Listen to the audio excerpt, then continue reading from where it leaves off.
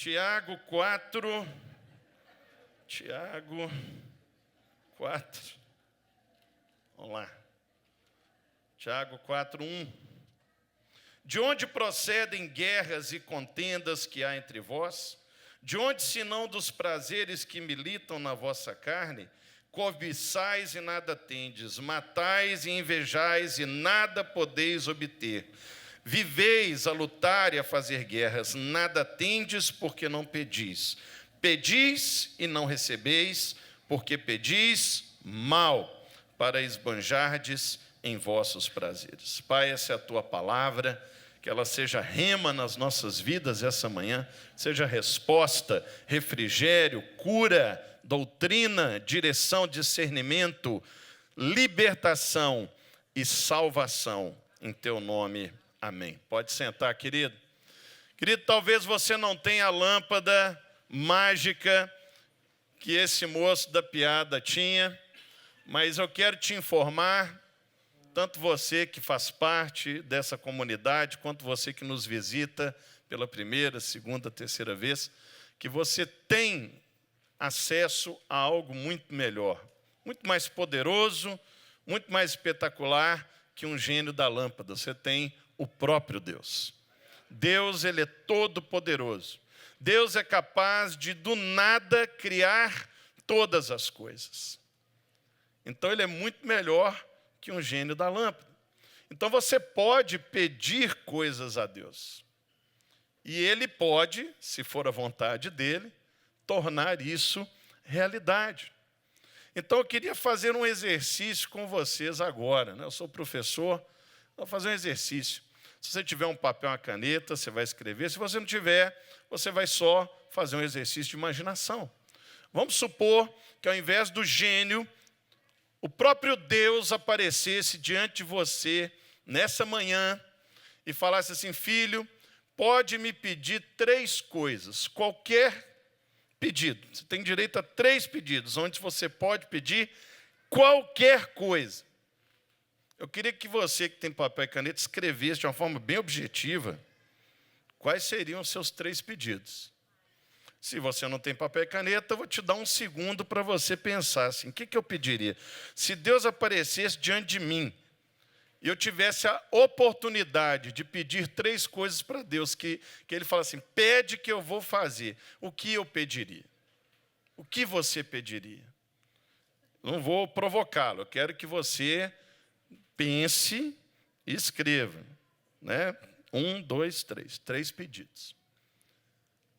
Na Bíblia, houveram pessoas que tiveram essa oportunidade. Existem histórias de homens na Bíblia que viveram exatamente essa experiência.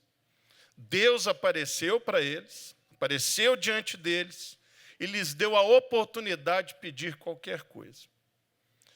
E o que eles pediram vai nos ensinar a respeito do que nós temos que pedir. O texto que acabamos de ler fala que nós pedimos e não recebemos. Mas não é porque Deus é ruim, não é porque Deus quer privar você, não é porque Deus está sonegando a sua solicitação. Tiago fala que nós pedimos e não recebemos porque pedimos mal. Porque nós não sabemos pedir.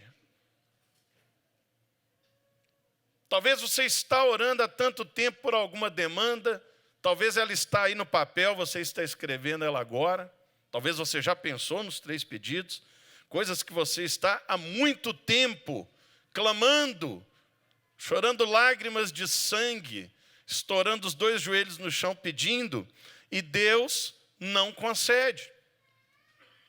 O que eu quero, com a misericórdia de Deus, a partir do Espírito Santo que se move nesse lugar, exortar com amor a sua vida, é de que Deus, ele quer sim realizar pedidos, mas nós precisamos saber fazê-los também. E existiram homens na Bíblia que tiveram essa oportunidade e souberam aproveitar muito bem. De repente, nós podemos nos inspirar neles nessa manhã. Então, eu queria convidá-la a abrir a sua Bíblia lá em Gênesis, capítulo 32, versículo 24. Gênesis, capítulo 32, versículo 24. Então, o primeiro pedido que nós vamos aprender a fazer hoje foi o pedido que Jacó fez. Gênesis, capítulo 32, versículo 24 em diante. Diz assim: ficando ele só, e lutava com ele um homem, até o romper do dia. Vendo este que não podia com ele, tocou-lhe na articulação da coxa. Deslocou-se a junta da coxa de Jacó na luta com o homem. Disse este: deixa-me ir, pois já rompeu o dia. Respondeu Jacó: não te deixarei ir, se não me abençoares. O primeiro pedido que nós deveríamos fazer para Deus era a bênção. Lá em Minas, eu não sei se aonde você nasceu tem essa cultura, mas lá em Minas nós temos o hábito de pedir a bênção para os pais. Só que a gente não fala, me dê sua bênção, meu pai. No mineiro não fala assim, porque é uma frase muito longa, né? Bença, pai, é só isso, né? E olhe lá, né? 3 sílabas, bença, pai, né? Você chega, sua avó, bença, avó, bença, pai. Nós temos esse hábito lá na roça chamada Belo Horizonte. Benção. A bênção de Deus é algo poderoso. É algo que nos dá proteção. Quando você tem que tomar uma decisão na sua vida, ou quando você tem um desejo muito forte de fazer algo, não importa a dimensão daquilo que você vai fazer, é tão importante, antes de fazer, pedir a bênção de Deus. Entender que aquilo só vai dar certo se Deus abençoar. Quantas vezes agimos por impulso, com a motivação errada, por pura emoção, e simplesmente não consultamos a Deus se Ele abençoa o que nós queremos fazer, o que nós queremos comprar, a pessoa com quem eu quero casar, viver o resto da vida, né, os solteiros aí. Né, critério exige bênção. A primeira coisa que você precisa pedir a Deus é a bênção dele. É algo que não é palpável, não é material, não é dinheiro, não é imóvel, não é um título, mas é muito mais poderoso que todas essas coisas. Porque quando Deus abençoa, vai dar certo. Quando Deus abençoa, acontece. Quando Deus abençoa, a história muda. Isso que eu acho mais lindo da bênção de Deus. A bênção de Deus muda trechos da nossa história. E a ausência da bênção dele também, mas muda para pior. Muda para pior. Jacó era um homem que carregava culpa. Ele havia enganado o irmão, enganado o pai. Né? Ele tinha um nome que significava trapaceiro, enganador. E ele estava ali num momento crucial da história dele. Ele estava voltando para se reencontrar com esse irmão que ele havia enganado. Ele não sabia como ia ser recebido, com pedras, com tiros. Ele não sabia. E ele então, num determinado momento, se encontra sozinho no Vale de Jaboque e se depara com um homem. Não vou discutir se era Jesus, se era um anjo. Aqui não é carisma, tá? Mas era alguém que tinha autoridade para abençoar. Autoridade espiritual. E ele se agarrou naquele homem. E eles lutaram a noite inteira, porque ele não ia largar enquanto ele não recebesse a bênção. E o texto, no versículo 28, esse homem vira para ele e fala assim: já não te chamarás Jacó, e sim Israel, pois como príncipe lutaste com Deus e com os homens e prevaleceste. A bênção foi tão forte que ele mudou o nome. A bênção de Deus muitas vezes muda até a forma pela qual as pessoas vão nos conhecer. Olha lá o fracassado, olha lá o que não dá certo, olha lá o zero à esquerda. Aí vem a bênção, assim, olha lá o vitorioso, olha lá o 01. De zero à esquerda se vira zero à direita, 01, 02, 03. Agora está na moda lá no Brasil as numerações. A bênção, ela muda a história. Muitas vezes nós não pedimos a bênção de Deus. Nós queremos até ajudar Deus. Nós pegamos atalhos. Não pedir a Deus é tentar pegar um atalho na jornada chamada vida. Deus te dá uma orientação, te dá um caminho, mas você descobre um caminho mais curto. Um caminho que parece que vai te levar mais rápido para aquilo que você deseja. E você não consulta a Deus a respeito daquilo. E pega o atalho.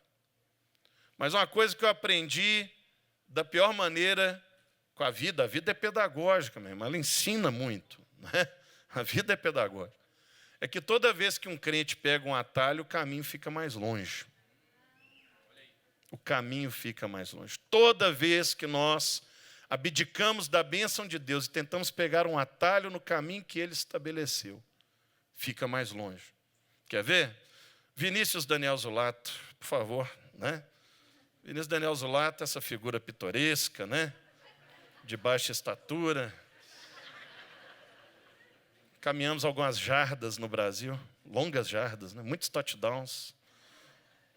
O Vini, ele vai representar essa pessoa que Deus mandou fazer um caminho. Então, o caminho é o seguinte. Vai lá para o pedestal. Eu vou fazer o papel aqui do final do caminho. Isso. Isso, calma. Relaxa aí, irmão. Deus está falando com o Vini assim, Vini, você tem que chegar na guitarra. Aí o Vini fala assim, Deus, eu quero tanto chegar na guitarra. Aí Deus fala assim, o caminho é o seguinte. Enquanto eu for descrevendo, você faz, tá bom? Você vai até o primeiro move, que está do lado da tela de LED. Aí anda para o segundo move. Aí vai até o púlpito. Aí você volta no pedestal. Aí você vai no move. Agora você vem no move do meio aqui. Não é bem do meio não, mas esse move. Agora você vem até o Richard. Agora você vai até aquele move ali. Agora você vai para a guitarra. A guitarra. Isso. Aí eu fiz ele fazer a trajetória para vocês visualizarem, mas ele está lá. Na prática, ele está no mesmo lugar. E aí ele pensa assim, porque tem um pensamento cartesiano, matemático, geométrico. Ele fala assim, espera aí, para eu ir para a guitarra, existe um caminho mais curto, que é uma reta. E aí ele fala assim, Deus está querendo fazer uma gracinha comigo, eu vou ajudar Deus, eu vou ajudar. Então, ao invés de eu pedir a bênção dele, eu vou ensinar a Deus, eu vou ajudar Deus, mostrar para Deus que, segundo a matemática cartesiana, o menor caminho entre dois pontos é uma reta. Só que o que o Vini não sabe é que para ele chegar a ter o direito a essa guitarra, ele precisa aprender muitas coisas.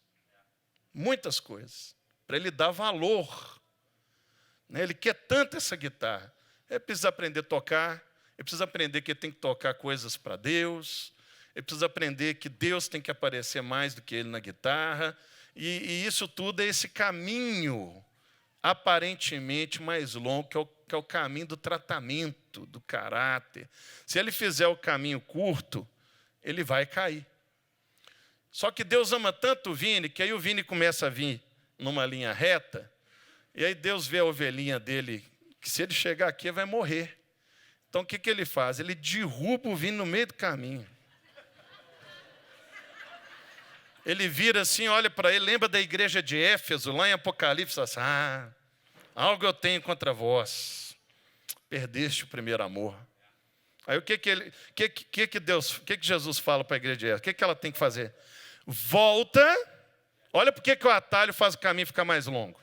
Porque antes a história ia começar lá. Só que agora ele vai ter que voltar até o ponto no qual ele se desviou da bênção. Obrigado, Vini. Glória a Deus. Meu irmão, a bênção de Deus é sempre o caminho mais curto para você alcançar os propósitos. Você pode achar que existem caminhos mais curtos, mas Deus te ama tanto que vai te fazer se arrebentar no meio, você voltar do ponto que Ele quer que você comece, para, em algum momento, você pedir a bênção dEle. Então, se eu fosse você, o primeiro pedido seria a bênção. O segundo pedido, que eu acho que nós deveríamos fazer, se Deus nos desse essa preciosa oportunidade, está lá no primeiro livro de Reis, capítulo 3, versículo 3. Então, se eu já consegui a bênção de Deus, qual que é o próximo passo? O que eu peço depois da bênção de Deus? 1 Reis, capítulo 3, a partir do versículo 3. Agora nós vamos falar de Salomão. Salomão foi outro homem que teve a oportunidade de pedir o que quisesse para Deus.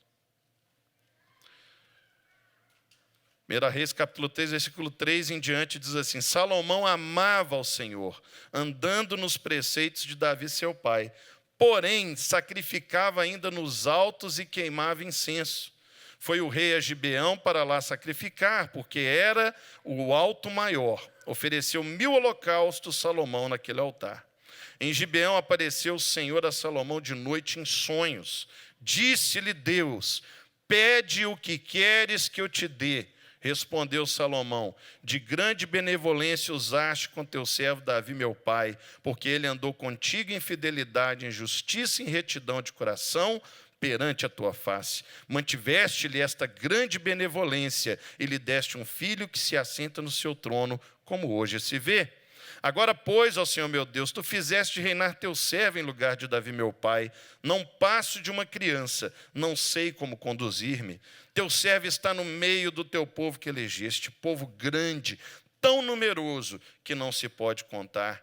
Dá, pois, ao teu servo coração compreensivo para julgar a teu povo, para que prudentemente discirna entre o bem e o mal. Pois quem poderia julgar a esse grande povo? Salomão poderia ter pedido riquezas, a cabeça dos inimigos, ele poderia ter pedido para ser o maior rei da história da humanidade, mas ele pediu sabedoria. Sabedoria. Ah, meu irmão, sabedoria nos poupa de tanto sofrimento. Sabedoria é diferente de inteligência. Existem pessoas que são muito inteligentes, são cabeção, assim, sabe tudo, mas não são sábias. A inteligência as tornou arrogantes, autossuficientes, né? E aí elas começam a desprezar as pessoas e a ação de Deus. Se a inteligência fosse igual à sabedoria, né, todos os prêmios Nobéis seriam homens e mulheres de Deus, né? Então, não é a inteligência que nós estamos falando. Para você ser sábio, você não precisa de um diploma de pós-doutorado, você não precisa de um prêmio Nobel, porque a sabedoria, né, Salomão recebeu a sabedoria, foi considerado o homem mais sábio que pisou na terra, e quando ele escreveu o livro de Provérbios, logo no capítulo 1, ele explica o que é sabedoria, ele fala que a sabedoria é o temor ao Senhor. Ser sábio, então, não é saber de cor a tabela periódica, não é saber de cor um livro inteiro da Bíblia. Nada contra. Se você sabe um livro inteiro da Bíblia de cor, é excelente. Já pode ir para a Coreia do Norte, para a China, né, porque lá não pode andar com Bíblia. Mas não adianta saber textos da Bíblia de cor se você não os vive, não os pratica. Satanás sabia texto de cor. Satanás recitou salmo para Cristo de cor. Então, né, saber coisas de cor não quer dizer que você é sábio. A sabedoria reside no fato de que todas as minhas ações buscam respaldo no respeito à palavra de Deus. Todas as minhas decisões passam pelo filtro. O que Deus pensa a respeito disso? Qual é a opinião de Deus a respeito disso? Agora, não dá para saber a opinião de Deus se você não conhecê-la. Você precisa conhecer a palavra de Deus. Precisa viver a palavra de Deus. Nós erramos muito. Não é porque somos burros, não é porque nos falta inteligência. Erramos muito porque nos falta sabedoria.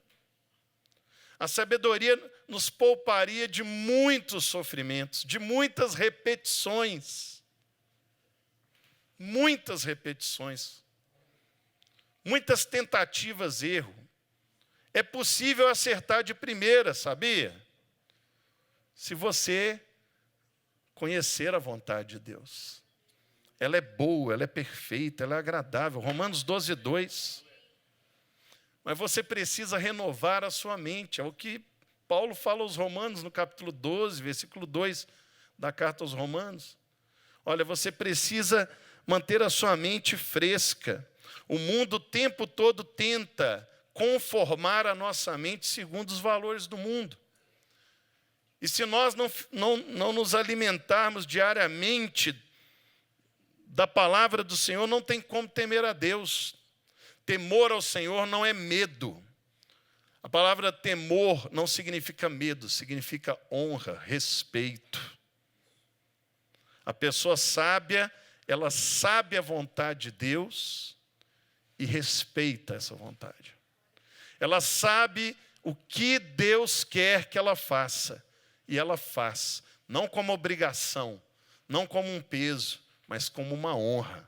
É uma honra estar no centro da vontade de Deus.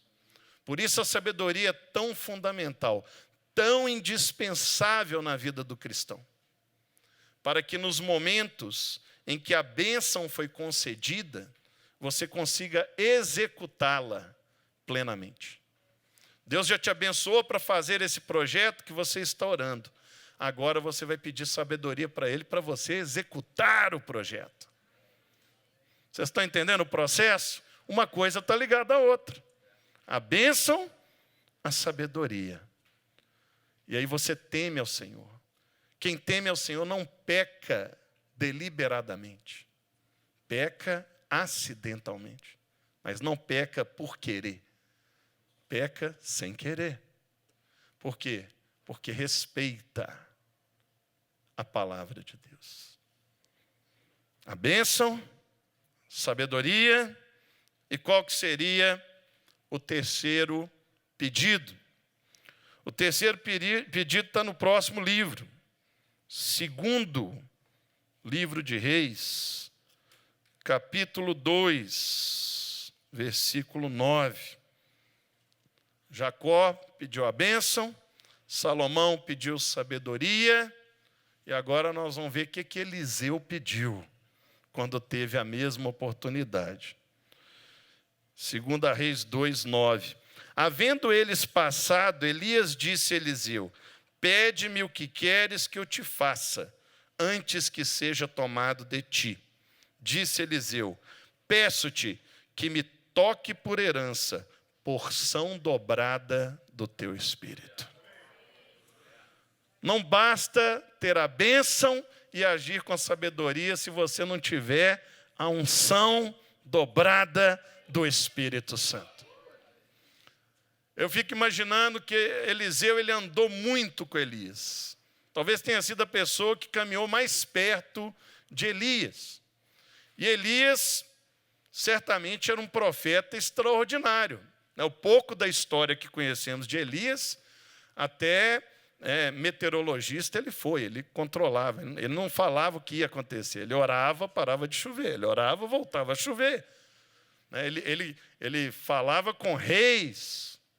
Era um homem que era usado poderosamente por Deus. E Eliseu, ali assistente, observando, certamente identificou na vida daquele homem um espírito que não era o dele.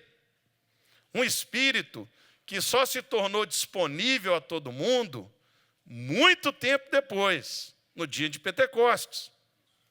Esse Espírito Santo que habita em você, ou que vai habitar a partir de hoje, em nome de Jesus, ele não era disponível assim na época de Eliseu.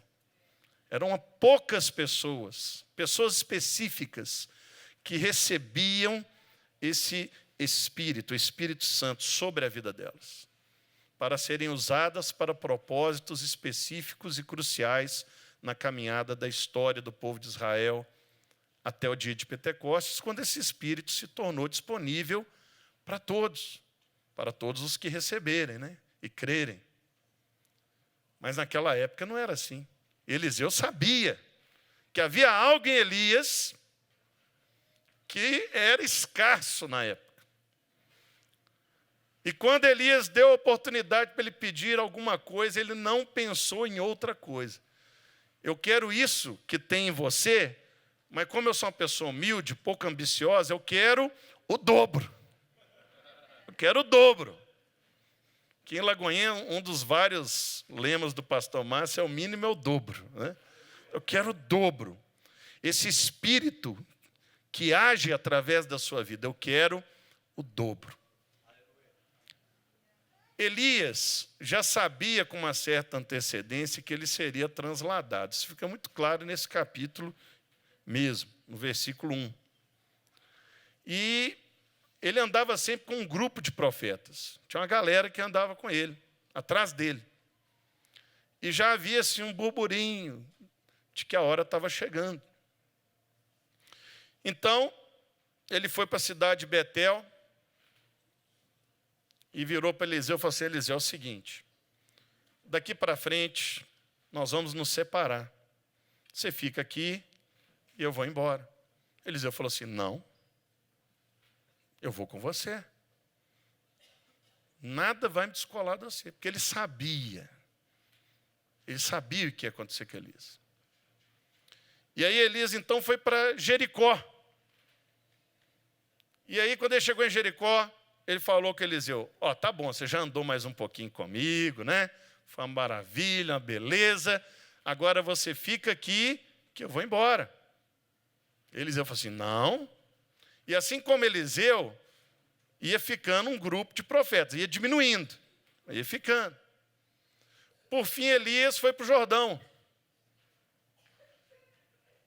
E aí tinha um grupo mais ou menos de 50 profetas seguindo ele. Foi o que sobrou. E aí esse grupo parou um pouquinho, e o Elias e o Eliseu chegaram na margem do Rio Jordão. E aí o Elias falando assim: eu queria ter um pouco de privacidade. É o que eu estou imaginando, tá? Vai ser um momento muito pitoresco. Eu vou ser transladado. Um pouquinho de privacidade não faz mal. E aqui é um monte de gente. Então Deus deu uma direção para ele, ele pegou a capa dele e tocou o rio. E diz a Bíblia que o rio abriu. Eu imagino que ele correu a seco, chegou do outro lado, o rio fechou. Aí ele olhou do outro lado lá os profetas, né, ficaram lá longe.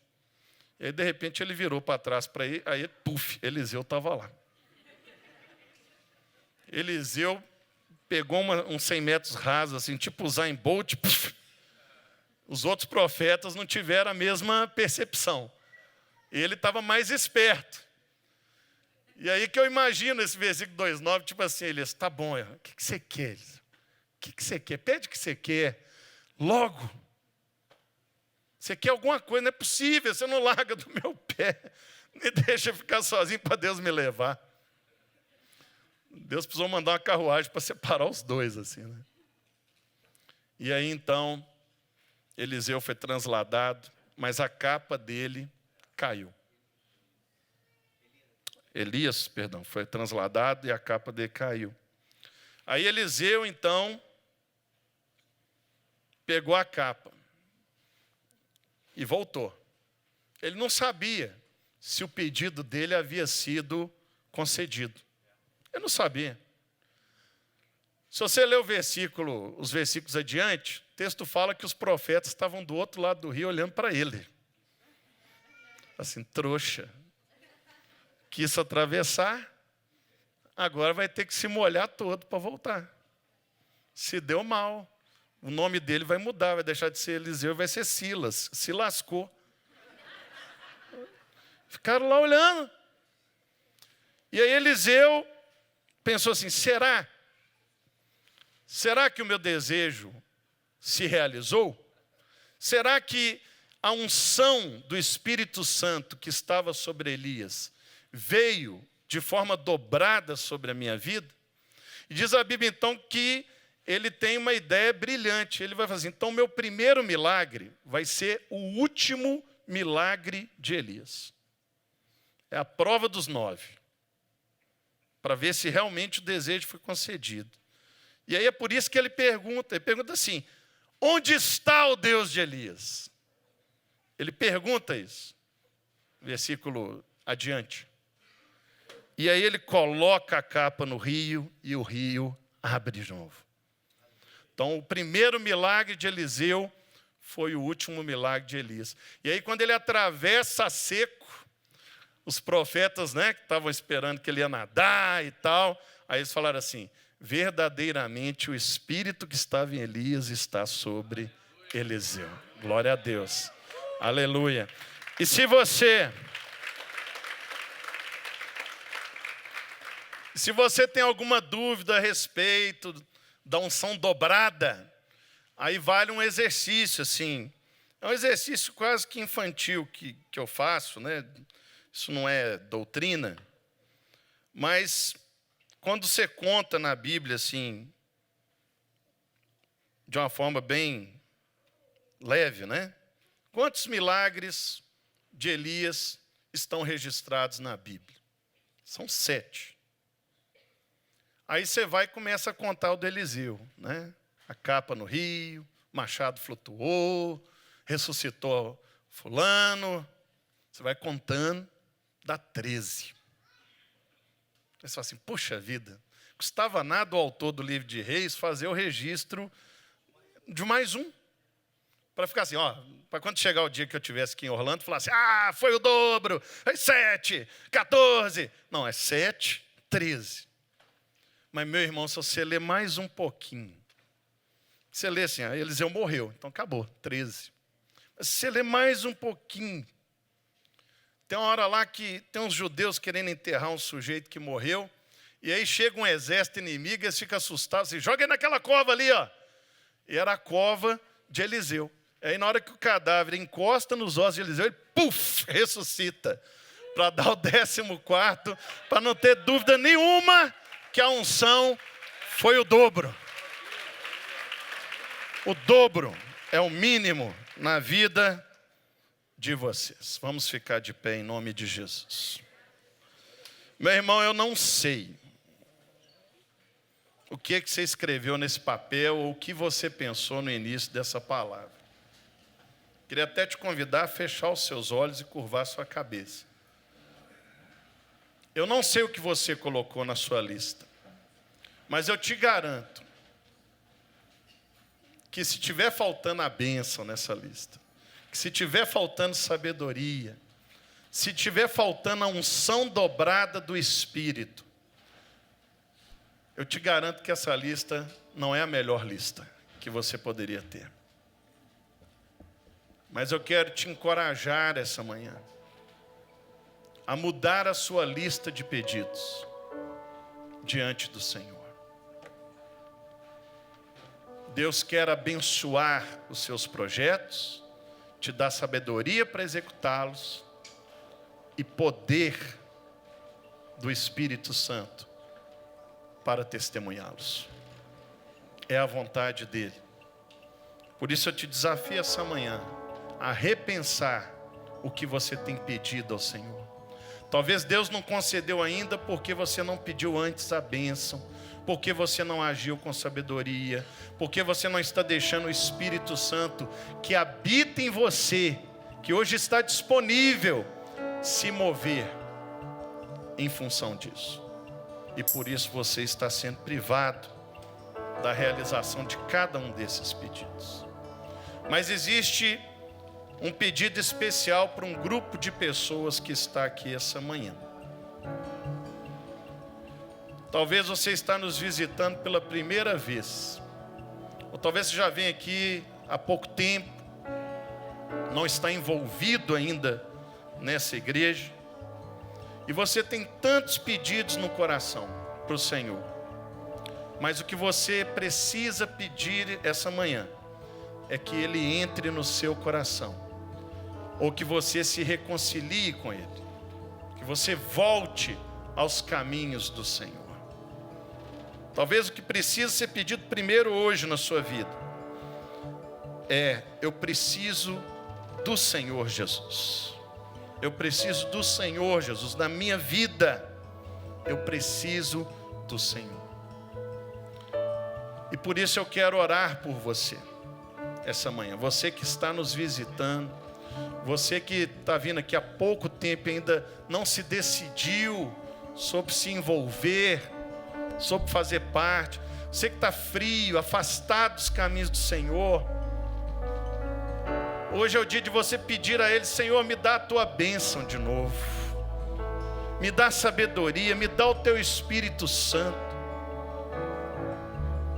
É vontade dEle derramar sobre você a bênção dEle, te dar sabedoria e derramar o Espírito Santo. E eu quero, nós, a igreja, queremos orar por você. E para isso, eu queria te fazer um convite. Eu queria saber quem você é, te identificar. E de olhos fechados mesmo, em onde você está. Se você sabe que você precisa da bênção do Senhor, você que está afastado, você que está vindo aqui pela primeira vez, você que está frio, eu queria que você levantasse sua mão bem alto para que eu pudesse te identificar. Sou eu, Richard, sou eu. Eu preciso. Sou eu, essa palavra foi para mim. Eu preciso dessa bênção. Eu preciso desse Jesus na minha vida. Eu já andei tanto tempo nos caminhos, mas hoje estou frio, estou afastado. Não foi ninguém que te convidou aqui hoje não, foi Jesus que te trouxe. Você não é obra do acaso, você não é obra de uma coincidência, mas Deus te trouxe porque Ele quer conceder a bênção, a sabedoria dEle, o Espírito Santo sobre sua vida. Por isso eu te peço que você mantenha sua mão bem alto para que eu possa te identificar. Eu quero orar por você.